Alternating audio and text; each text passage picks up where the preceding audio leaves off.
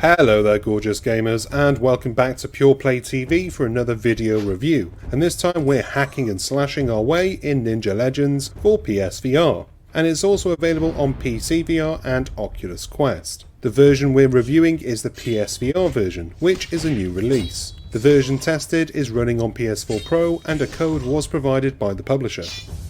This is not my first time playing Ninja Legends. As an Oculus Quest owner, I've played just about everything on that mighty little headset, including Ninja Legends. And on the Quest, it's a fantastic game, even if it is a little on the simple side. On PSVR, it's essentially the same game, but with fancier graphical features owing to the PS4 hardware. It's not exactly the same though, and the PSVR version is not the superior one. Before we carry on with this review, please take a second to hit the like and subscribe buttons down below, as well as the bell icon too, so that you're the first to know when we've got new stuff. Cheers my dears. Ninja Legends has a simple premise. You're a ninja, and all the other ninjas are bad. Your job is to stay rooted on the spot and take out the attacking ninjas with whatever weapons take your fancy. Personally, I'm a big fan of the staff. It really does make me feel like a badass ninja, or Morgan from The Walking Dead. The game comes with 18 levels that escalate the challenge as you progress. A variety of enemies keep things fresh as they attack from all sides. Some are a little easier to kill than others, because some of them come with extra armour, meaning you'll need to take a few more swings at them to separate their heads from their bodies, or their arms, or their left side from their right side. It's a little graphic with its violence, but it's not over the top with blood and guts spilling out everywhere. Still, it's one I would avoid playing around young kids. The combat itself is actually really good, even if it is a bit basic. Enemies telegraph their moves and slow down a little before landing their blows, giving you enough time to position yourself for a defending parry. To begin with, it's really easy, but that's because the enemies come at you one at a time. As you slash your way through the game's levels, the enemies take a more gung-ho approach and will attack you several at a time, meaning you will have to have your wits about you if you don't want your health bar to get empty, ending the level and forcing you to start it again.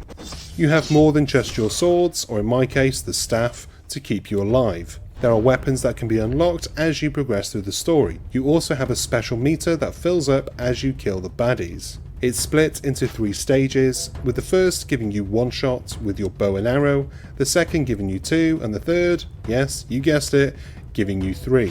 As you progress through the game, you will unlock new special abilities, and it takes the same approach. The bow and arrow is perhaps the weakest aspect of the game. On the Oculus Quest, I had no problem spinning around and hitting the bad guys, or targets in the archery-focused base defense mode.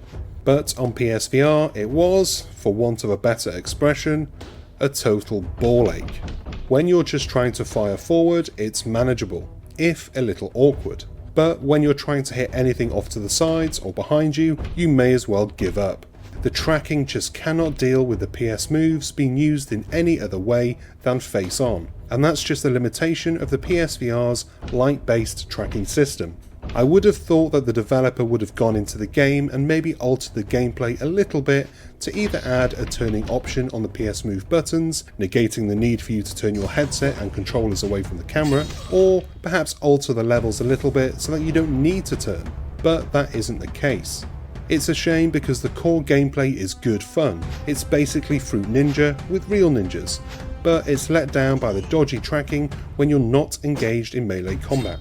For what it is, it's still a good game, and it's worth a punt if you're itching for something new to play on PSVR. But if you have the option to play on Oculus Quest or PCVR, I would strongly recommend that over the PSVR version. And that's the end of this review. I do hope you enjoyed it and found it to be at least a little bit useful. If you enjoy what we do, please consider hitting the like and subscribe buttons down below. It really does help us, and we really do appreciate your support. I've been Chris, you've been Yucky Ninjas, and I'll see you on the next one. Until then, bye!